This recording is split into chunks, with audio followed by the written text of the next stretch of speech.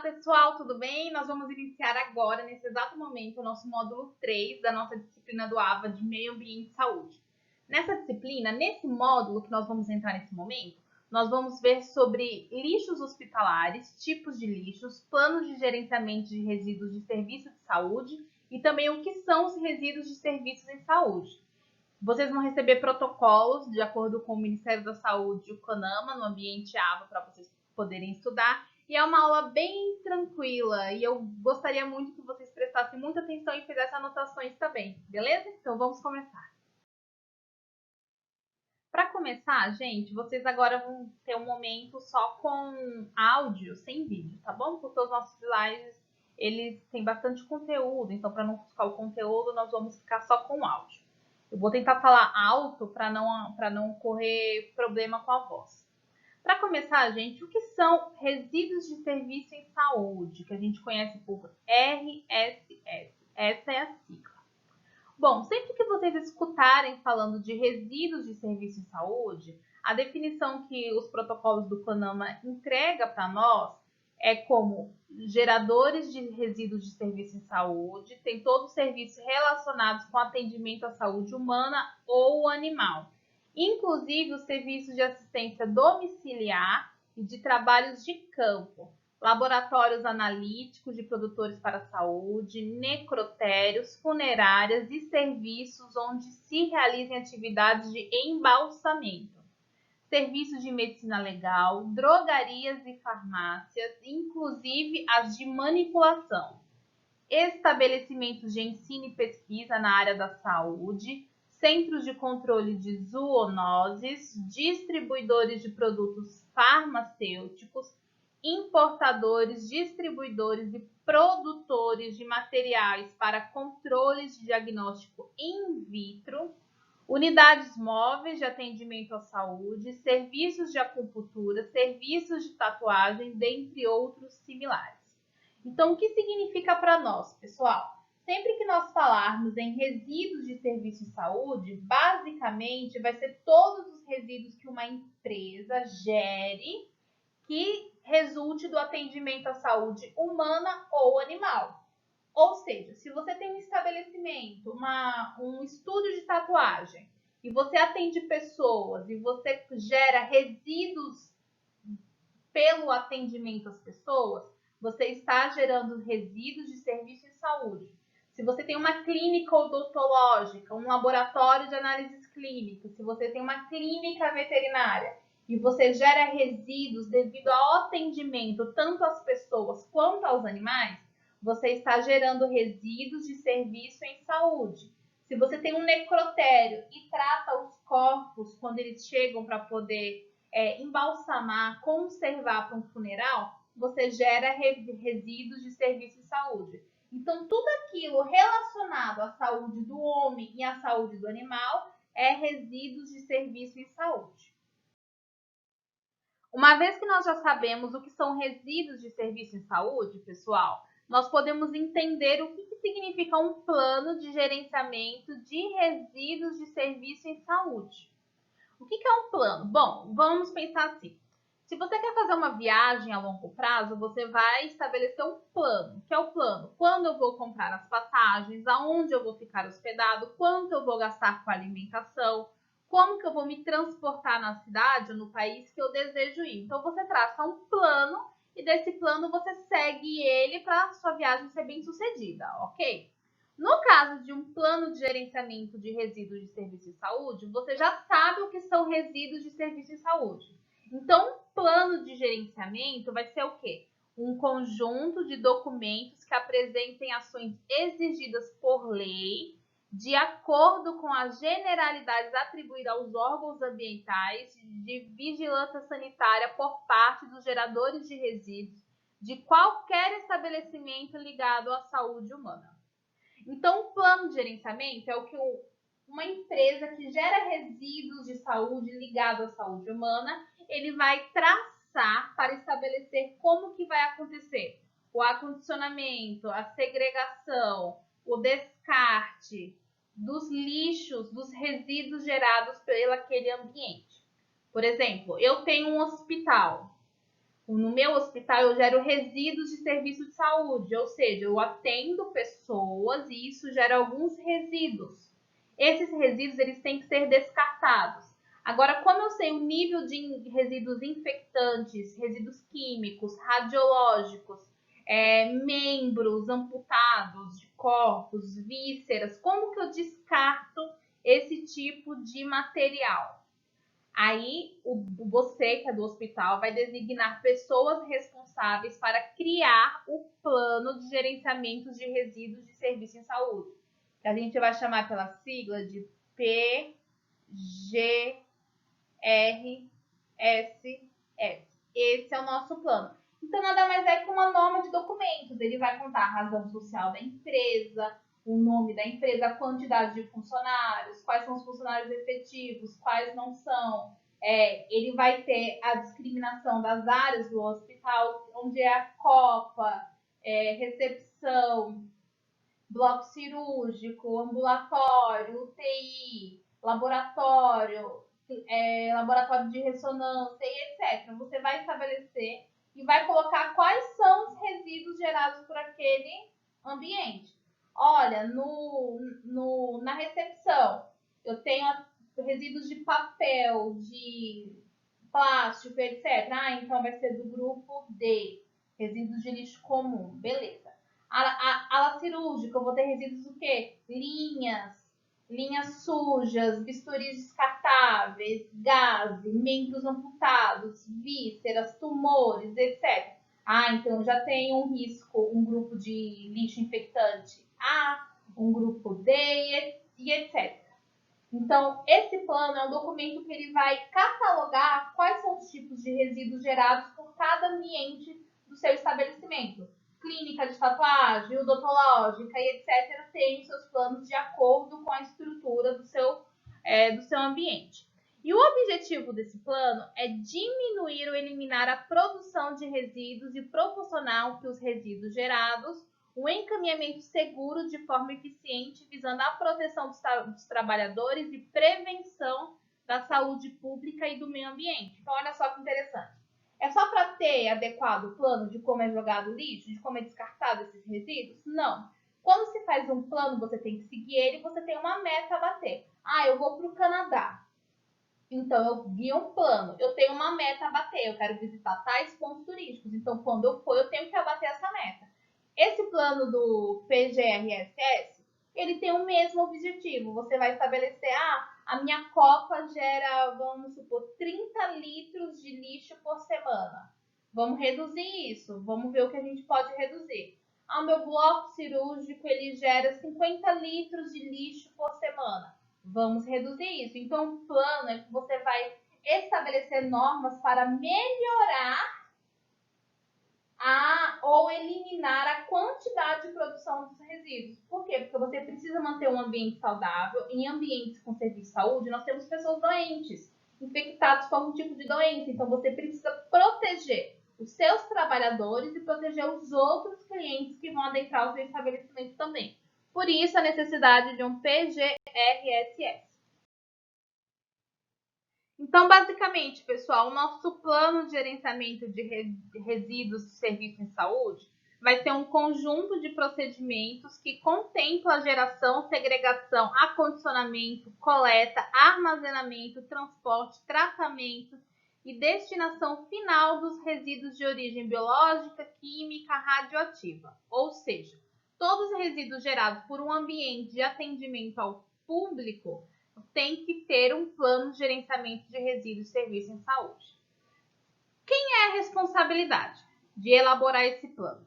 Bom, a empresa ela vai designar um técnico responsável por elaborar esse plano.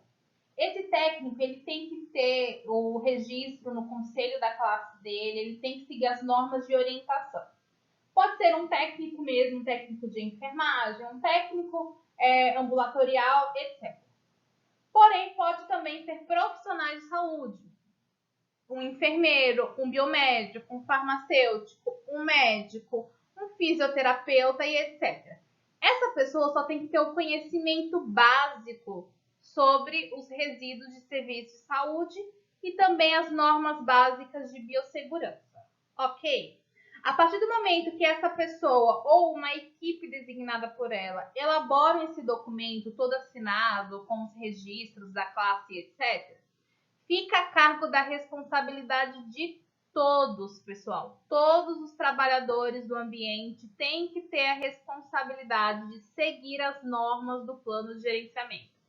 Ah, mas no meu antigo serviço eu descartava assim o material. Não importa, se você está no serviço, você tem que seguir as normas daquele tipo de serviço. A empresa que vai coletar o lixo para descarte, como que esse lixo vai ser armazenado, segregado ou separado, como que ele vai ser transportado internamente dentro do seu ambiente, onde ele vai ter a destinação final, é um aterro controlado, é um aterro sanitário, é incineração, como que vai ser descartado? Eu trabalho com resíduos radiológicos, de ressonância magnética, TC e etc. Onde eu jogo? Onde eu descarto esses resíduos? Ah, mas eu trabalho com quimioterapia, resíduos químicos, drogas, fármacos pesados. Onde eu descarto esse fármaco? Ah, eu trabalho com cirurgia, atendimento, retirada de tumores, câncer, redução de estômago, bariátrica, e etc. Onde eu descarto esses resíduos. Então, esse plano de gerenciamento de resíduos e serviços de saúde, ele vai indicar exatamente todo tipo de descarte para esses resíduos. E a responsabilidade de todos, frisando mais uma vez, todo mundo que trabalha no ambiente tem que seguir as orientações para aplicar esse plano. E aí nós temos algumas resoluções e diretrizes para os planos de gerenciamento de resíduos, serviços e saúde. Vamos começar com o artigo 3 da resolução do CONAMA, número 358, de 29 de abril de 2005. Esse artigo ele diz na sua base que cabe aos geradores de resíduos de serviços de saúde e ao responsável legal o gerenciamento dos resíduos desde a geração até a disposição final, de forma a atender os requisitos ambientais e de saúde pública, saúde ocupacional, sem prejuízo de responsabilização solidária de todos aqueles, pessoas físicas, jurídicas, que, direta ou indiretamente, causem ou passem a causar degradação ambiental, em especial transportadores e operadores de instalações de tratamento e disposição final desses resíduos.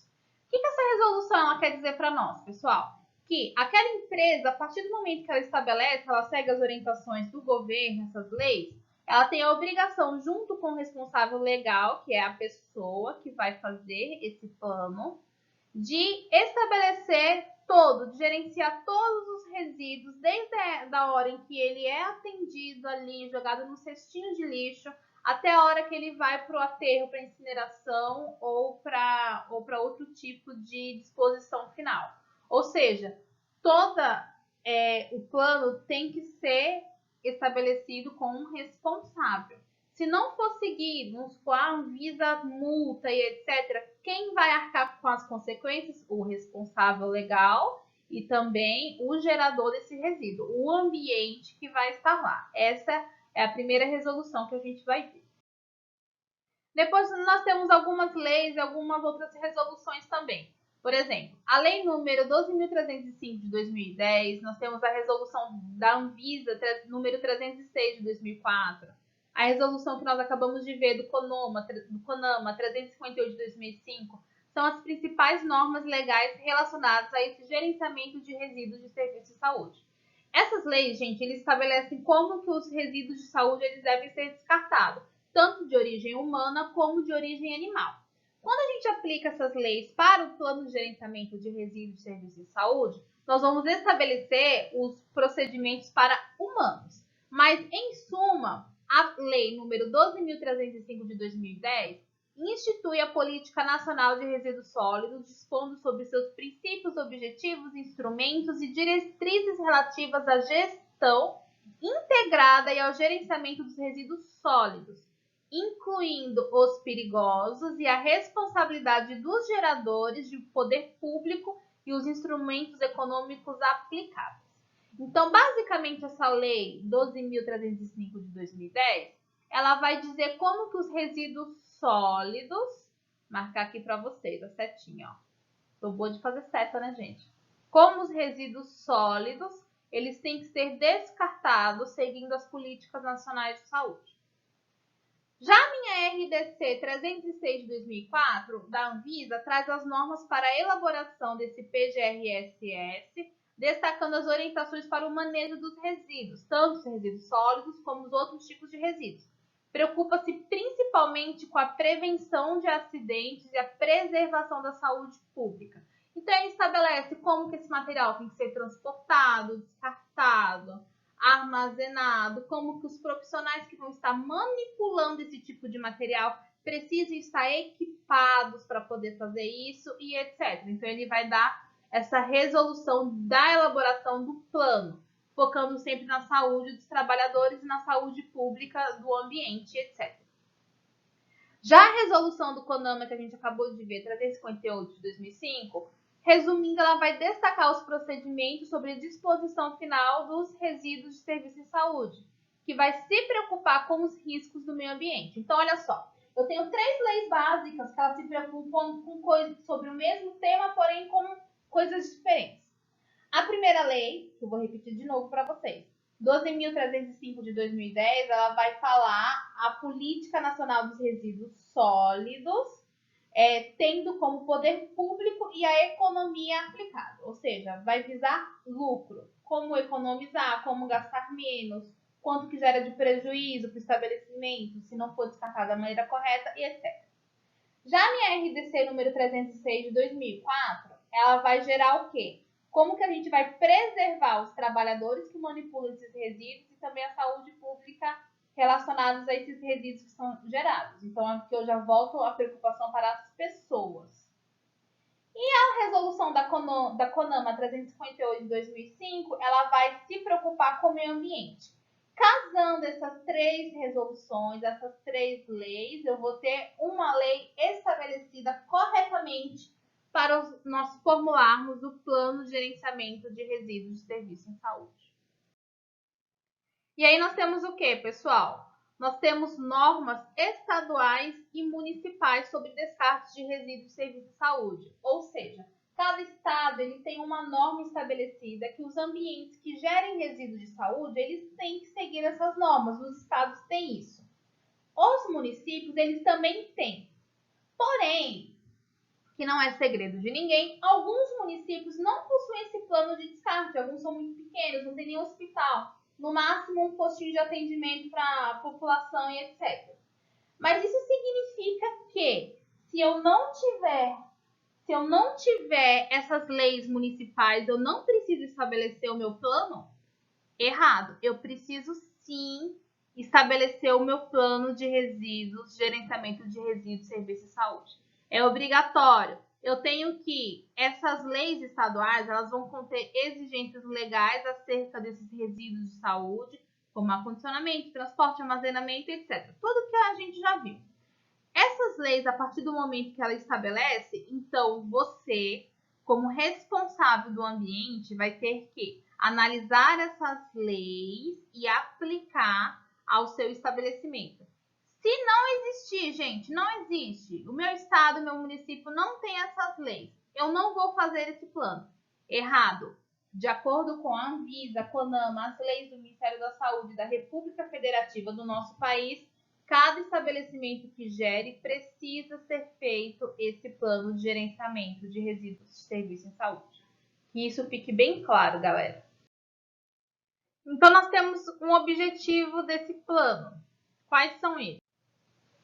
Esses objetivos são melhorar as medidas de segurança e higiene no ambiente hospitalar, contribuir para o controle de infecção hospitalar e acidentes ocupacionais, proteger a saúde e o meio ambiente, reduzir o volume e massa de resíduos contaminados, estabelecer procedimentos adequados para o manejo de cada grupo que eu falo assim é grupo de resíduos, viu, pessoal? E estimular a reciclagem dos resíduos comuns. Então, quando a gente estabelece um plano, como a gente já comentou, tem que estabelecer o objetivo, que é pegar um lixo, fazer uma cara de malvado no lixo assim, que você tem muitos resíduos no hospital e, aos poucos, você vai estabelecimento a melhora desse lixo. Você vai reduzindo gradativamente ao descarte, o manejo, a quantidade de lixo produzido pelo ambiente hospitalar. E só para frisar mais, pessoal, resíduos de serviço em saúde, que vão ser aqueles dejetos gerados em ambiente à saúde humana, eles vão estar, esses resíduos, de acordo com as características, nós vamos estabelecer se eles vão precisar de tratamento prévio ou não para a disposição final. Isso significa o quê? Será que antes de descartar esse lixo, eu preciso tratar, desinfectar, esterilizar esse lixo? Será? Será que eu preciso ou será que eu não preciso? O que vai determinar as características do resíduo? Quais são os tipos de resíduos que nós temos, gerados em ambiente hospitalar? Agulhas, seringas, linhas, bolsas de sangue, meios de cultura, culturas, vacinas e etc. Então, quais desses tipos de resíduos eu preciso tratar antes de levar para a disposição final o armazenamento? Aí, isso vai ser estabelecido no plano de gerenciamento de resíduos e serviço de saúde também. E aí chegamos no momento que nós vamos conhecer os nossos resíduos, de acordo com a classificação dos resíduos de serviço de saúde pela RDC 306 de 2004. Bom, tipos de resíduos, pessoal. Nós vamos ter resíduos com presença de agentes infectantes e ou biológicos. Esses tipos de resíduos são chamados de potencialmente infectantes e estão no grupo A de resíduos de serviço em saúde. Ou seja, potencialmente desinfectantes fazem parte do grupo A. Que são esses? Produtos que contêm material biológico de paciente com HIV, paciente com gripe, Covid, pneumonia e etc. Se tem risco de infectar por agente biológico por outros meios outras pessoas, é um grupo A, beleza? Resíduos que contêm substância química, eles fazem parte dos resíduos químicos e fazem parte do grupo B, dos resíduos de serviço em saúde. Resíduos com substâncias radioativas, de acordo com o de acordo com a Comissão Nacional de Energia Nuclear. Como que você deve descartar essas substâncias radioativas? Bom, eles vão estar elaborados no conceito de rejeitos radioativos e vão estar no grupo C. Os resíduos comuns vão estar no grupo D, de resíduos comum mesmo, e os materiais perfuro-cortantes ou escartificantes vão ser estabelecidos como resíduos de pérfuros cortantes do grupo E. É assim que a gente estabelece a classificação de acordo com a RDC 306 de 2004 sobre quais são os tipos de resíduos e a quais grupos esses resíduos pertencem. Então, vamos ver agora quais são esses grupos separadamente? Bom, resíduos do grupo A, resíduos infectantes.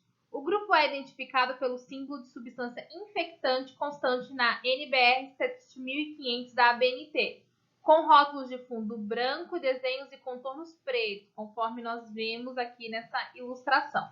Resíduos infectantes. O que vai conter esses resíduos? Com a possível presença de agentes biológicos que, por suas características, podem apresentar risco de infecção.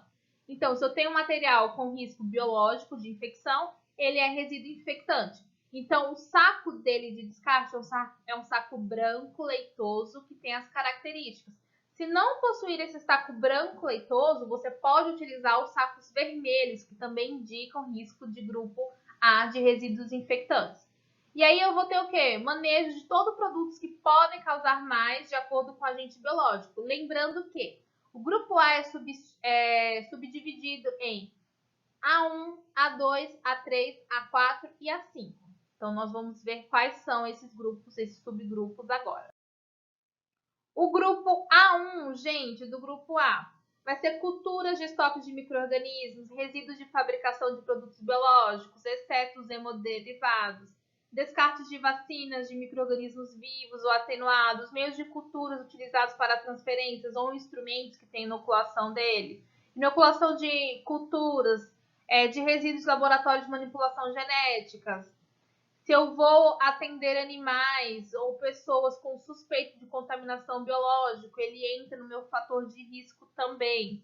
Bolsas de sangue contendo sangue ou hemocomponentes rejeitadas por contaminação ou má conservação, ou com prazo de validade vencido, ou com a coleta incompleta, também entram no meu descarte de resíduos do grupo A1.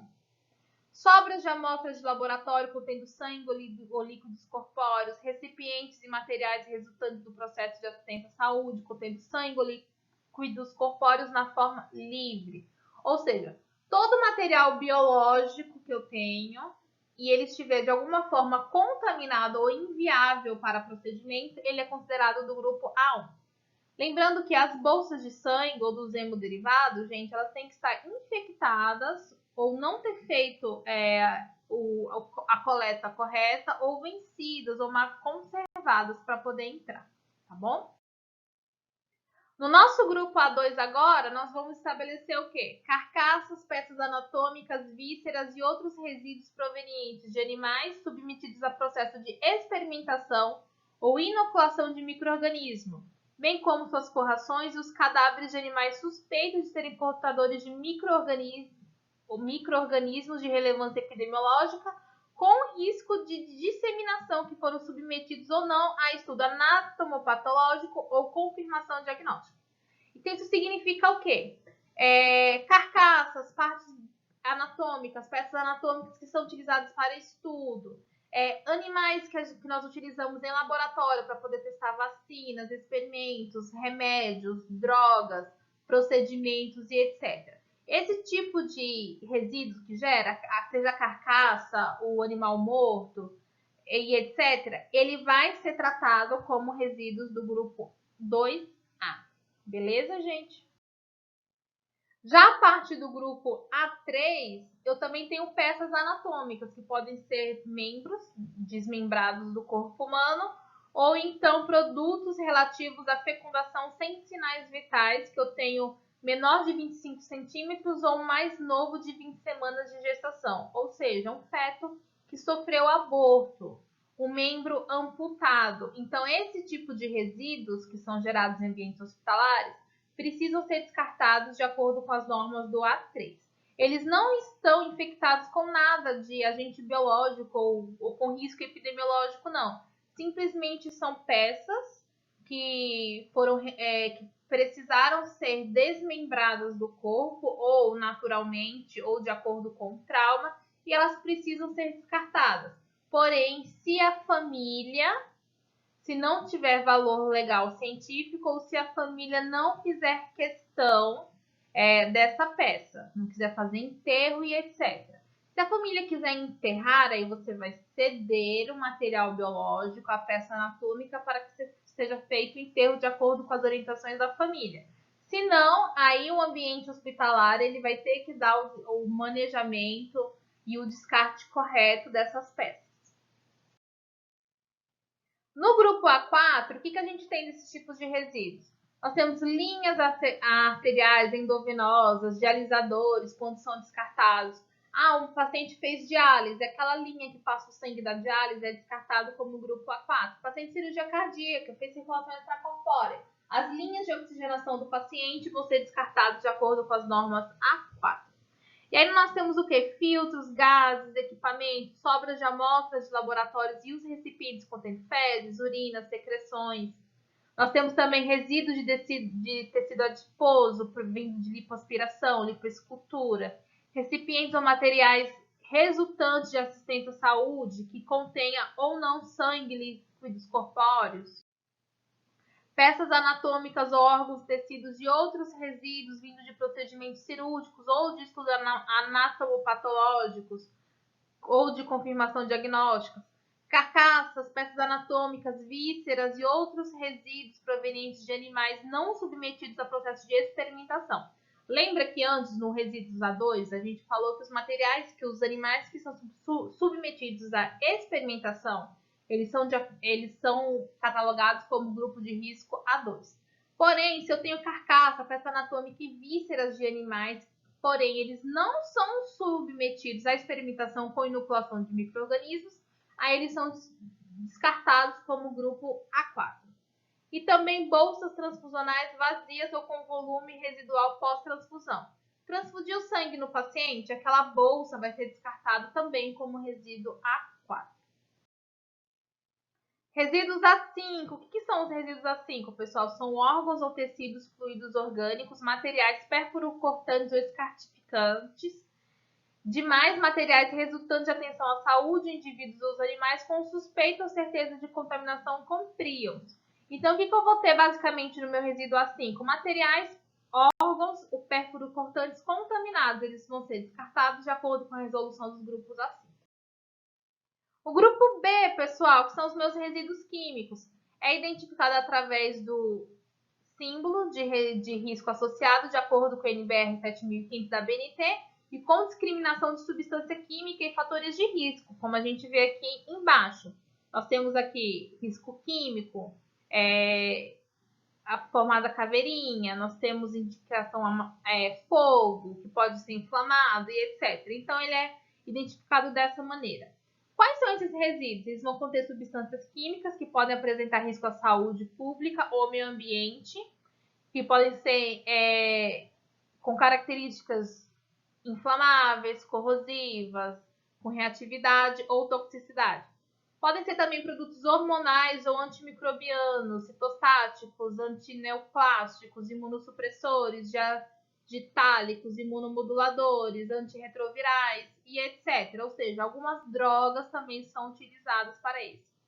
Resíduos saneantes, desinfetantes, resíduos contendo metais pesados, reagentes de laboratório, recipientes contaminados pelos agentes, efluentes de processos de imagem, reveladores ou fixadores, efluentes de equipamentos automatizados utilizados em análises clínicas e etc.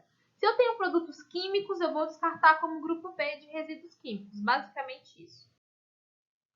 No grupo C, pessoal, eu já vou ter o meu rejeito radioativo. E ele é representado pelo símbolo internacional de presença de radiação ionizante, que é esse aqui que a gente vê aqui na gravura. Isso aqui, sempre que a gente vê isso aqui, a gente já sabe que nós temos rejeitos radioativos aqui. É indicado o principal risco que apresenta aquele material, além de informações sobre o conteúdo, nome do elemento radioativo, tempo de decaimento, data de geração, nome da unidade geradora, conforme as normas do Conselho Nacional de Energia Nuclear e outras que o Conselho Nacional de Energia Nuclear determinar. Então, quando se vai descartar rejeitos radioativos, é necessário que identifique qual é o estabelecimento que está descartando, o profissional que está descartando, quando que aquele rejeito foi gerado, que tipo de rejeito é ele e etc., de acordo com o conselho, que pode variar também. Quaisquer materiais resultantes de atividades humanas que contenham radionuclídeos em quantidades superiores aos limites de isenção especificados pelo Conselho Nacional de Energia Nuclear vai ser descartado dessa maneira. Quem vai se enquadrar nesse grupo de rejeitos radioativos, gente? São os radionuclídeos, nuclídeos provenientes de laboratórios de análises clínicas, serviço de medicina nuclear, e radioterapia, segundo a resolução do Conselho Nacional de Energia Nuclear. Então, tudo segue-se às normas. Se você tem um hospital que não faz nenhum processo radiológico, não tem por que conter estabelecido, ou somente a descrição de como vai descartar. Se você não gera esse tipo de resíduo, não tem. Mas se tem uma clínica que gera esse tipo de resíduo, então ela tem que ficar bem especificada. E aí nós temos também, pessoal, resíduos do grupo D, que são os resíduos domésticos, que eles podem ser reciclados ou não. E aí a CONAMA, número 285 de 2001, ela traz símbolos para o tipo de material reciclado, como vê aqui. O azul é para papel, vermelho, plástico, verde, vidro, cinza, não reciclado, marrom, orgânico, amarelo, metal. Então, se tem lixo, resíduos comuns que não contêm riscos biológicos, químicos ou radiológicos, eles podem ser enquadrados nesse grupo D. O que pode estar aqui? Papel de uso sanitário, fralda, absorventes higiênicos, peças de roupa descartadas de vestuários, sobras de alimentos, preparo de alimentos, resíduos de variação de flores, jardins e etc. Tudo aquilo que não conter risco à saúde humana, que não tiver contaminação por agentes biológicos, por agentes químicos ou radiológicos, pode ser enquadrado no resíduo doméstico. E aí separar de acordo com cada lixo para poder ter a destinação correta. E no nosso grupo E, pessoal, nós temos os descartes de perfuro-cortantes. Esses recipientes eles têm que estar identificados como descarte de perfuro-cortantes, onde vão bisturis, seringas, etc. Tudo aquilo que conseguir cortar um tecido, eu considero como perfuro-cortante, ou penetrar esse tecido. Que pode ser o quê, gente? Lâmina de barbear, agulhas, escalpes, amolas de vidro, brocas, limas endontróticas, pontas diamantadas, lâminas de bisturis, lanceta, tubo de capilar, micropipeta, lâminas, lamínulas, espátulas. Tudo aquilo que a gente conseguir cortar algum tecido, nós podemos descartar como risco de perfuro cortante, do grupo E. E aí a gente já conhece as caixinhas do Descarpax, que elas são identificadas como perfuro cortante. Aí a gente coloca um saco plástico de perfuro cortante também, e assim a gente faz o descarte dele. E após identificar, galera, quais são os tipos de resíduos que são gerados, quem é do grupo A, B, C, D, E, aí nós temos que fazer o manejo. O que significa o manejo? Você vai dar uma destinação final a esses resíduos. E para isso, os manejos dos resíduos de serviço de saúde, ele abrange alguns aspectos do estabelecimento, como segregação, acondicionamento, identificação, transporte interno, armazenamento temporário, transporte externo, coleta dos transportes externos e disposição final. Lembrando que da segregação até o armazenamento temporário, isso aqui é vou botar aqui, gerador, ou seja, é o hospital que vai ter responsabilidade disso. Agora, armazenamento externo, coleta, transporte e disposição final, isso aqui é extra gerador. Isso aqui é uma empresa que o hospital vai contratar, que vai fazer. Responsabilidade do hospital, responsabilidade dos terceirizados, tá bom? Mas isso não quer dizer que não tem que conter como que essa parte extra residual é tratada no plano de gerenciamento. Tem que conter sim, viu? O que é a segregação, pessoal? Então, é a separação dos resíduos no momento e no local da geração, de acordo com as características químicas, biológicas ou estado físico. Então, você vai ver o material foi descartado no centro cirúrgico, material, bolsa de sangue, linhas, gaze,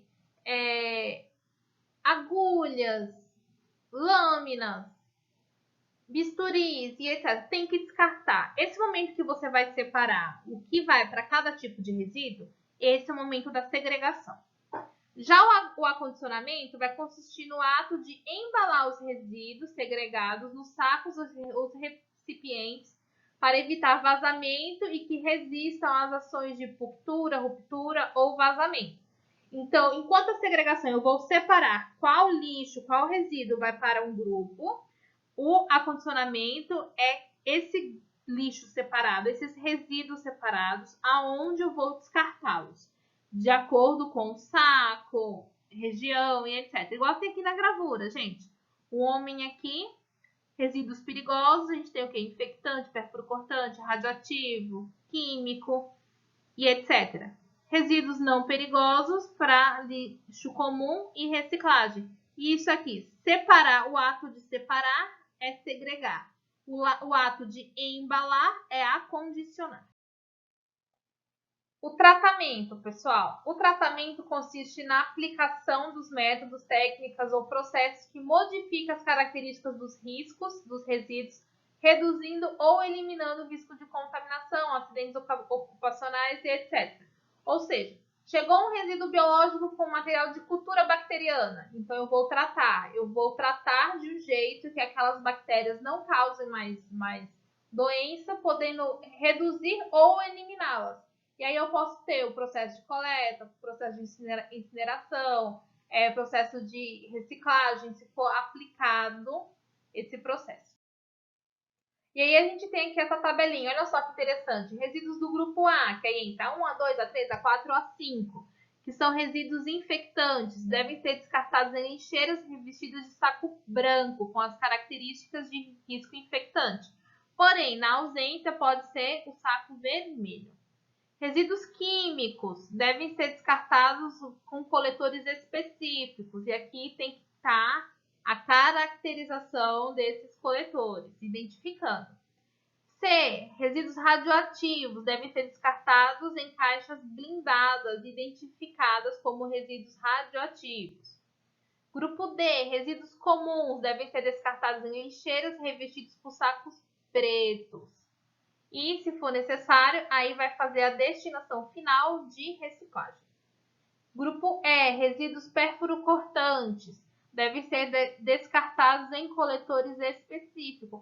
Por que os pérfuros cortantes são descartados em caixa, gente? Porque a caixa não tem risco de você se cortar com ela. Aquela lâmina, agulha, vidro, rasgar a caixa, ela é bem resistente e não tem o risco, então é para proteção. O transporte interno, pessoal, vai consistir no translado dos resíduos até o ponto de armazenamento temporário, ou seja, como que esse lixo vai sair do bloco cirúrgico e ir para a casa de armazenamento? Vai ter carrinho? Como que o profissional ele vai transportar esse tipo de resíduo? O transporte externo consiste na guarda dos recipientes dos resíduos até a realização da coleta externa. E eles têm que ficar em um ambiente exclusivo. Se vocês forem num hospital, num laboratório, vocês vão ver que eles têm uma parte fora das suas instalações onde eles armazenam o lixo para o descarte final. Esse é o armazenamento externo. E a coleta e transportes externos vai ser a remoção desses resíduos de serviço de saúde do abrigo até a unidade de tratamento ou disposição final, utilizando de técnicas que garantam a preservação das condições do acondicionamento e a integridade dos trabalhadores, da população e do meio ambiente. Então, depois que eu tenho esse lixo armazenado fora do hospital, que é uma casinha do lixo, vai vir uma empresa terceirizada que vai recolher esse lixo. Essa empresa tem a obrigação, a responsabilidade de manter todos os condicionantes daquela casinha até a disposição final. E quando a gente fala da disposição final, pessoal, nós vamos falar que essa coleta e transporte externo vão levar ele até onde ele vai ser descartado, seja um aterro sanitário próprio ou um aterro sanitário controlado, onde não tem a contaminação dos mananciais.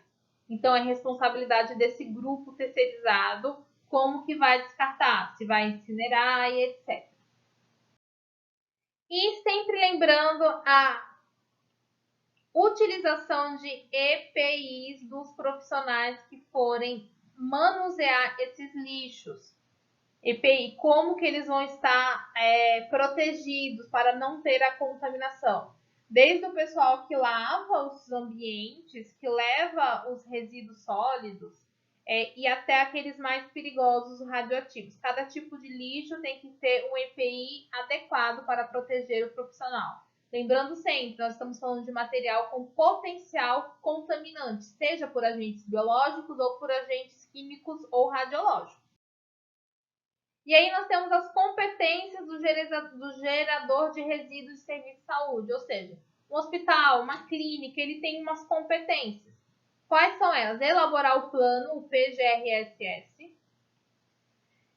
Caso o estabelecimento seja composto de mais um serviço contendo alvarás sanitários, manter esse plano de gerenciamento disponível para consulta e solicitação se as autoridades sanitárias ou ambientais solicitarem. Tem que designar o profissional com registro ao conselho de classe, pronto para poder elaborar e apresentar esse plano. Se não tiver um profissional adequado, tem que se montar uma equipe que dê toda a base adequada para esse profissional. O responsável técnico do serviço de atendimento individualizado pode ser responsável pela implantação do plano de gerenciamento. E o plano de gerenciamento de resíduos de serviço de saúde, ele tem que contemplar o quê? Caso adote a reciclagem dos resíduos do grupo B ou D, a elaboração de desenvolvimento de implantação de práticas de acordo com as normas dos órgãos ambientais estabelecido pela RDC 306/2004. Caso possua instalação radioativa, tem que conter as normas do Conselho Nacional de Energia Nuclear, de acordo com as especificidades do serviço. Tem que conter medidas preventivas e corretivas do controle integrado de insetos e roedores. Tem que ter rotinas de processo de higienização, limpeza em vigor de serviço definido pela Comissão de Controle de Infecção Hospitalar ou por setor específico. Não pode esquecer que o seu plano de gerenciamento de resíduos de serviço de saúde também deve conter as diretrizes tanto do Distrito Federal, municipal ou estadual. As ações têm que ser adotadas em situações de emergência e também acidentes. As ações adotadas tem que ser o serviço próprio de tratamento de resíduos de saúde, ou seja, tem que ter licenciamento ambiental, licenciamento da vigilância sanitária, tudo. Tem que estar armazenado os documentos, tem que manter esses registros em local seguro de 5 anos. Ou seja, se eu produzo resíduos hoje, daqui 5 anos eu tenho que obrigatoriamente ter esses registros guardados dos lixos que eu produzo. E também ele tem que desenvolver a implantação dos programas de captação abrangendo todos os setores. Seja a higienização, limpeza, a CCIH, a Comissão Interna de Biossegurança, Serviço de Engenharia e Segurança de Medicina no Trabalho, Comissão Interna de Prevenção de Acidentes, que é a CIPA. Tudo isso, gente, tem que conter no plano de gerenciamento de resíduos de serviço em saúde. E essa foi a nossa aula, gente. Lembrando que vocês têm todas as normas, os protocolos para vocês lerem e estabelecer o trabalho de vocês que foi passado em sala de aula. Dúvidas, me procure no ambiente AVA, nós vamos nos encontrar depois para a nossa aula. Eu espero que vocês tenham apreciado bastante. Eu estou com esse microfone aqui hoje e eu espero que o áudio ele tenha ficado bom também nessa aula, melhor do que da última aula. Então eu vejo vocês mais tarde. Tchauzinho, pessoal!